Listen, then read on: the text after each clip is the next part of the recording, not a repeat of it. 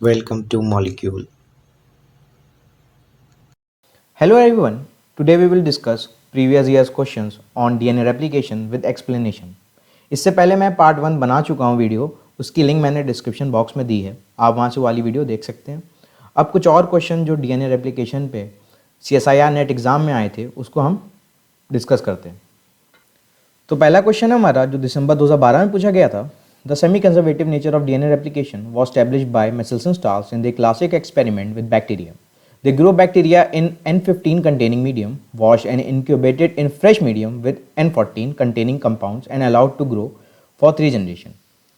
CSCL density gradient centrifugation of isolated DNA established the nature of semi-conservative DNA replication. The pictorial representation below shows the position of differentially labeled DNA in CCL density gradient.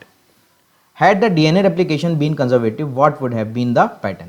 तो पहले इन्होंने बताया कि इन्होंने N15 containing medium में इसको grow कराया, फिर उसको N14 में ट्रांसफ़र करके कुछ जनरेशन के लिए इन्होंने DNA रेप्लिकेशन करवाया।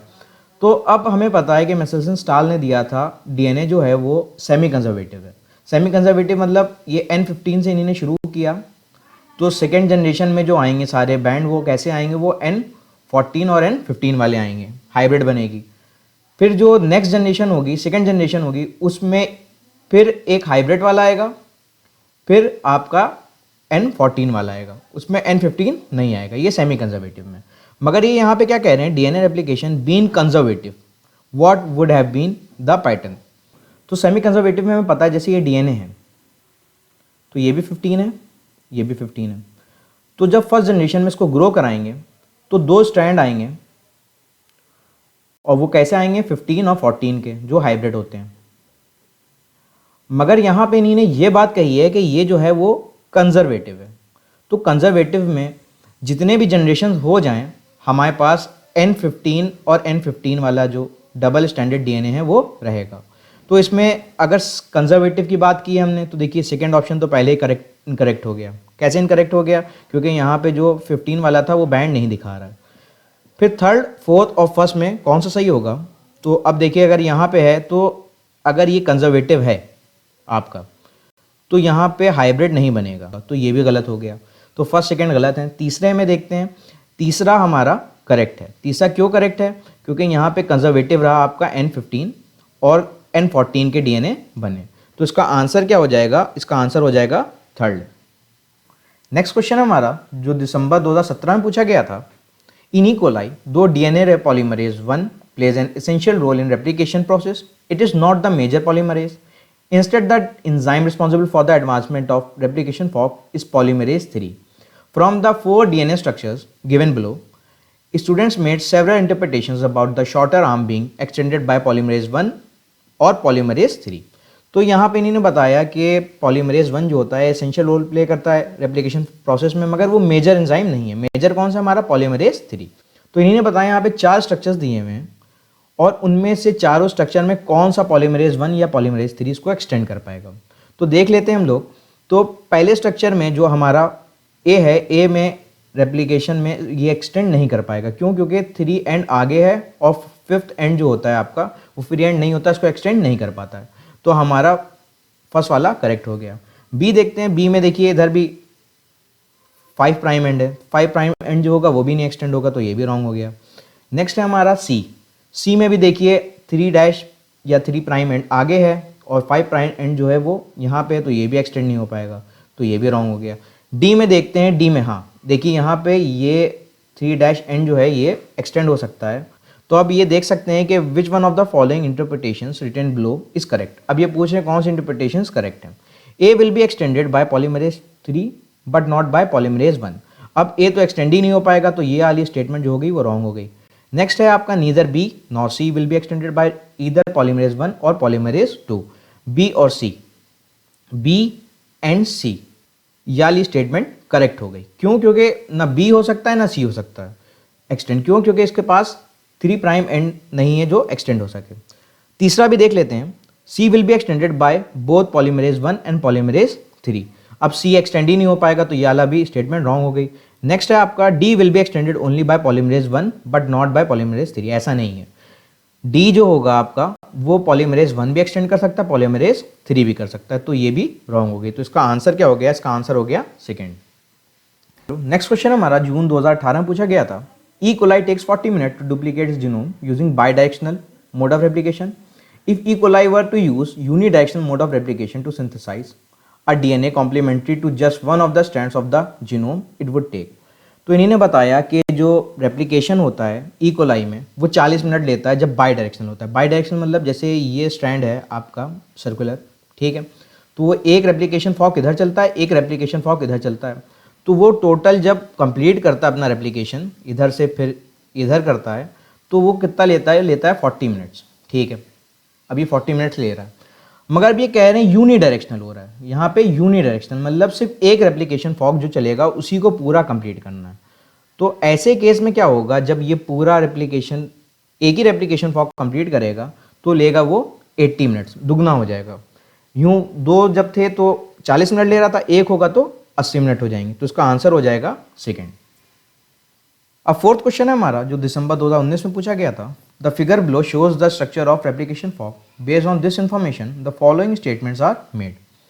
अब कुछ स्टेटमेंट दी हैं और ये हमारा स्ट्रक्चर दिया हुआ है रेप्लिकेशन फॉर्क का। तो पहली स्टेटमेंट है first represents the leading strand while second third fourth represent the Okazaki fragment. तो ये करेक्ट है, क्यों? क्योंकि यहाँ पे देखिए ये जो है ये लीडिंग स्ट्रैंड है, बाकी ये लोग जो हैं ये ओकाजाकी फ्रेगमेंट्स हैं जिनका सिंथेसिस हो रहा है, तो ये करेक्ट होगी स्टेटमेंट। नेक्स्ट है हमारा among the Okazaki fragments synthesis of fourth occurs prior to the synthesis of third and second. तो आप देख सकते हैं पहले यहाँ वाले का सिंथेसिस हुआ होगा, तभी रेप्लिकेशन फॉर्क यहाँ तक पहुँचा, इसका सिंथेसिस हुआ, फिर सेकेंड वाले का हुआ। तो 4 occurs prior to third and second, तो ये भी स्टेटमेंट करेक्ट हो गई। थर्ड स्टेटमेंट है among the Okazaki fragment synthesis of second occurs prior to the synthesis of third and fourth. ये रॉन्ग हो गई स्टेटमेंट। क्यों रॉन्ग हो गई? क्योंकि सेकेंड का पहले नहीं होगा, पहले किसका होगा? पहले फोर्थ वाले का होगा। तो अब देख लेते हैं हम लोग which one of the following options represents the correct statement. तो करेक्ट स्टेटमेंट कौन सी हमारी? A and B. तो इसका ऑप्शन नंबर 3 इज करेक्ट। तो इसका आंसर क्या हो गया? 3। नेक्स्ट है हमारा दिसंबर 2014 में पूछा गया था। During replication the RNA primer is degraded by the 5' to 3' exonuclease activity. अब किसकी एक्सोन्यूक्लियस एक्टिविटी से ये रिमूव होता है आरएनए प्राइमर? तो वो होता है हमारा FIN1 फ्लैप एंडोन्यूक्लियस 1। तो इसका आंसर क्या हो गया? इसका आंसर हो गया सेकेंड। नेक्स्ट क्वेश्चन हमारा जो जून 2014 में पूछा गया था। The following statements are made on DNA replication. इसमें पहली है हमारी replication fork is a branch point in a replication eye or bubble. तो ये ब्रांच पॉइंट होता है जहाँ से रेप्लिकेशन हो रहा होता है, रेप्लिकेशन फॉर्क आपका। तो ये वाली स्टेटमेंट करेक्ट है हमारी। बी है a replication bubble contain 2 replication fork. तो ये स्टेटमेंट भी करेक्ट है। कैसे करेक्ट है?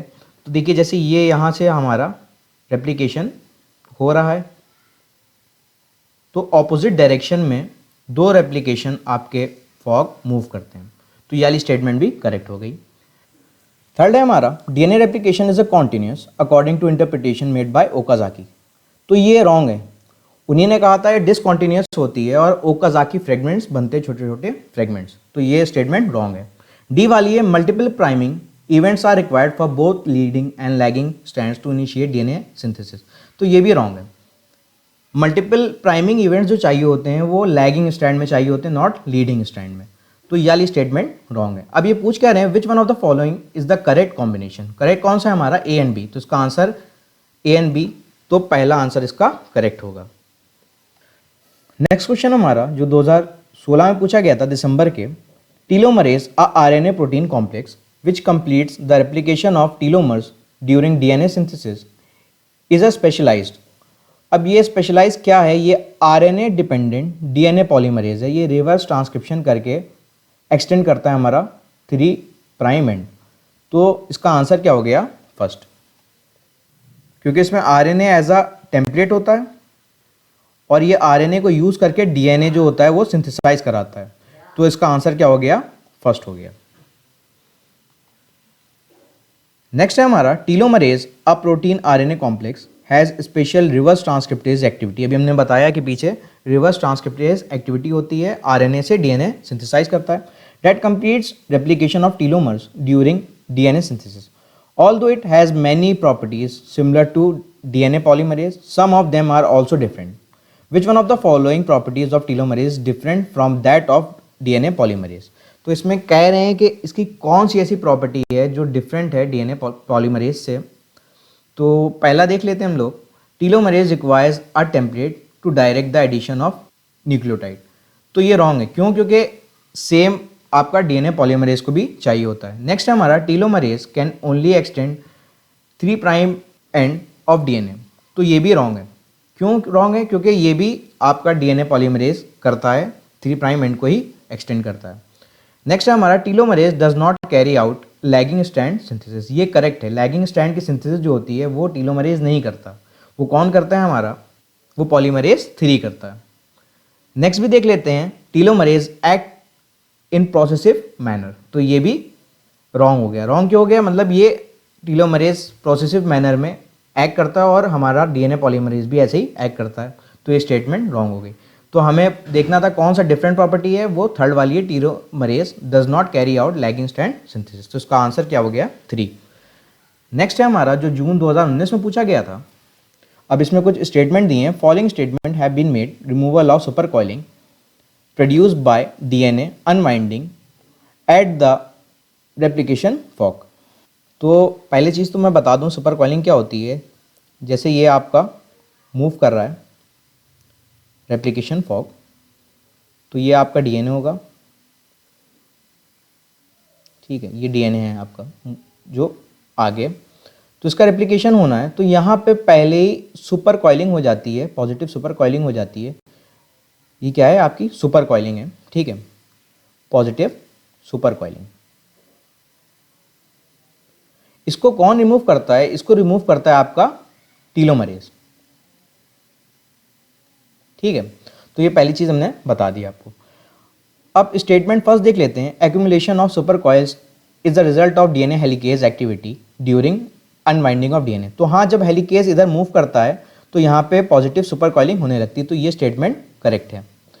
नेक्स्ट है हमारा, problem of DNA super coiling is valid only for circular chromosomes or bacteria and not for the linear chromosomes. ये रॉन्ग है, लीनियर के लिए भी यही प्रॉब्लम आएगी। नेक्स्ट है हमारा, super coiling of DNA is remove by topoisomerases by breaking either one or both strands of DNA on the unreplicated DNA in front of replication fork. तो मैं बता दूं कि यहाँ पे जब ये इसको रिलैक्सेशन करता है तो यहाँ पे ब्रेक करता है, या तो सिंगल स्टैंड ब्रेक करेगा या बोथ स्टैंड ब्रेक करेगा, उसको रिलैक्स करेगा। उसको रिलैक्स करने के लिए स्टैंड को ब्रेक करता है वो। तो ये वाली स्टेटमेंट भी हमारी करेक्ट हो गई। नेक्स्ट है हमारा, both topoisomerase 1 and topoisomerase 3 can remove positive super coiling during replication. तो ये भी करेक्ट है। मैंने बताया कि टोपोआइसोमरेज जो होता है वो रिमूव करता है आपकी सुपर कॉइलिंग पॉजिटिव वाली। अब वो टोपोआइसोमरेज 1 भी हो सकता है और 2 भी हो सकता है। और 2 जो होता है वो बैक्टीरिया में डीएनए गायरेज होता है। अभी कह रहे विच one of the following options has all the correct statements. तो ए करेक्ट है, सी करेक्ट है और डी करेक्ट है। तो ए सी डी आपका थर्ड है, तो option number 3 is correct. Last question है हमारा, जो दिसंबर 2011 में पूछा गया था। Reverse transcriptase has both ribonuclease and polymerase activities. Ribonuclease activity is required for. अब राइबोज न्यूक्लियस एक्टिविटी काहे के लिए होती है? वो डिग्रेडेशन के लिए होती है आरएनए स्ट्रैंड के। तो आपका सेकेंड जो है वो करेक्ट है, डिग्रेडेशन ऑफ आरएनए स्ट्रैंड्स। तो इसका ऑप्शन नंबर 2 इज करेक्ट। तो ये हमने कुछ और इंपॉर्टेंट डीएनए एप्लीकेशंस के क्वेश्चंस डिस्कस कर लिए। अब नेक्स्ट वीडियो में हम कुछ और जो डीएनए एप्लीकेशन पे आए हैं CSIR नेट में वो डिस्कस करेंगे पार्ट 3 में। Thank you. Please like, share and subscribe.